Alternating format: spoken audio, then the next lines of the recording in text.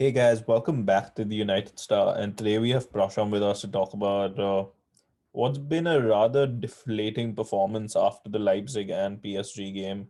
It was like what Siobhan said was completely true, Prasham, but it was just Arsenal came with wanting to win rather than coming for a draw, and we seemed to be happy with the draw.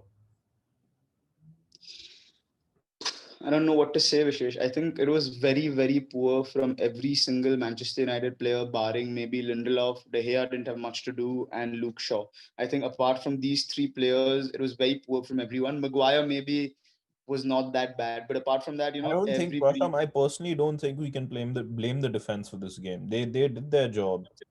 That's what I'm saying. Apart from the defense, I think everybody was incredibly poor, and I don't know, Vishesh. We've got 1 point in at home from the available 12 points in the league this season. So it's very deflating. It's very disappointing because we come off this high. We came off this high from PSG, and we put in a very average performance at Chelsea. But I could make some sense of that game. I could make some sense. I could see what Ole was trying to do.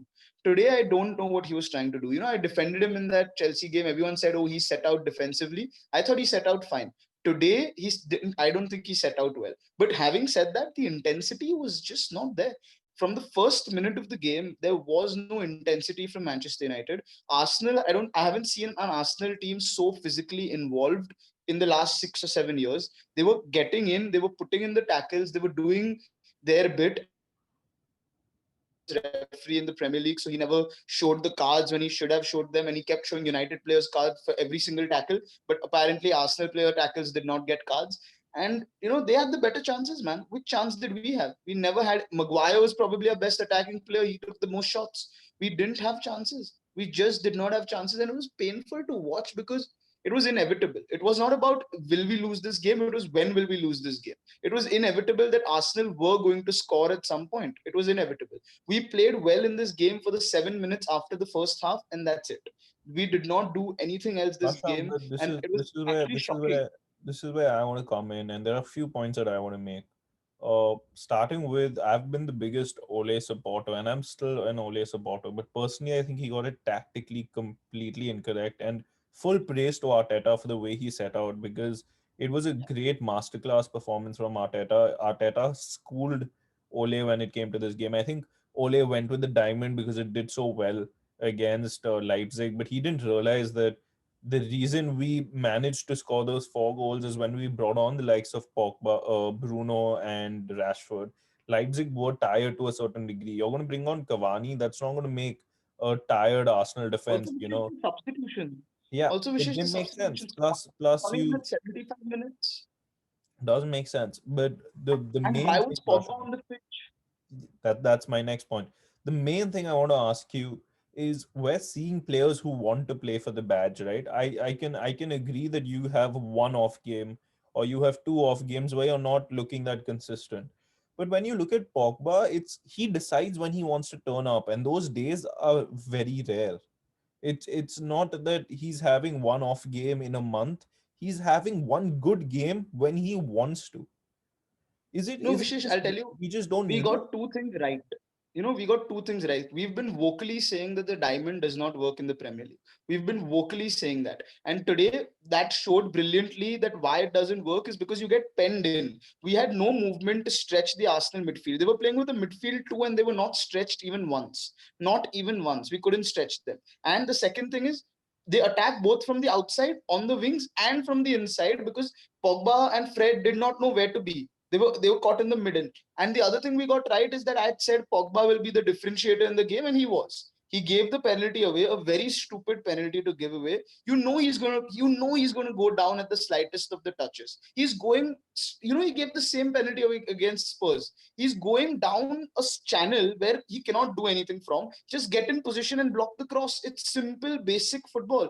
But no, Paul Pogba has to leave something on the player. It's a penalty, and Aubameyang is going to the right hand side. De Gea dives on the other. Aubameyang always goes to the right. Everybody knows that. De Gea dives on the other side. But I think even if you would have dived on the right side, it was a very good penalty. I don't think you would have saved it. But I can't blame De Gea for not saving a penalty. But Pogba. And then what about Bruno Fernandes today, Vishesh? You know, he was so bad. He was just invisible in the game. He did I not think create anything. Prasham, when we want to talk about Manchester United performance, there are four players to blame, and that's the midfield four. That's it. Yeah. You cannot blame Greenwood. You cannot blame Rashford because they didn't get the service. You cannot I blame the just defense blame or the I keeper just because blame they were. Greenwood.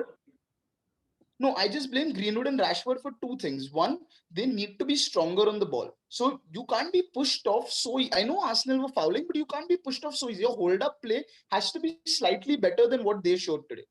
I think that was disappointing. The second thing is whenever Greenwood got the ball, he just played it simply to the defense, to Arsenal's midfield, which does not work. You need to be a little stronger on the ball. You need to hold the play up a little better. And that is why I'm saying the 4-2-3-1 or the 4-3-3 needs to be played.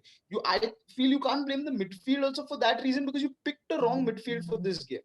I really feel we picked the wrong midfield for this game. I And think why I did think Donny van de Beek come on so late? Why wasn't he brought on earlier? Why wasn't Cavani brought on earlier? Why did Pogba? Why did Mason have to go off? I know he was having a bad game, but he needs one chance to score. And you take Pogba off, put Rashford on the left, play Cavani through the center, and play Greenwood on the right, or bring Van de Beek on and put him on the right. Why keep Pogba on the pitch? What was he offering from the left hand side? He can't cross the ball. He can't dribble past players like Rashford can and score a goal from that angle. That's not his game. So why keep him on? Anyway, he's having a bad game and he's out of position. Why keep him on? Did I don't understand that substitution at all. Why did we keep Pogba on for so long?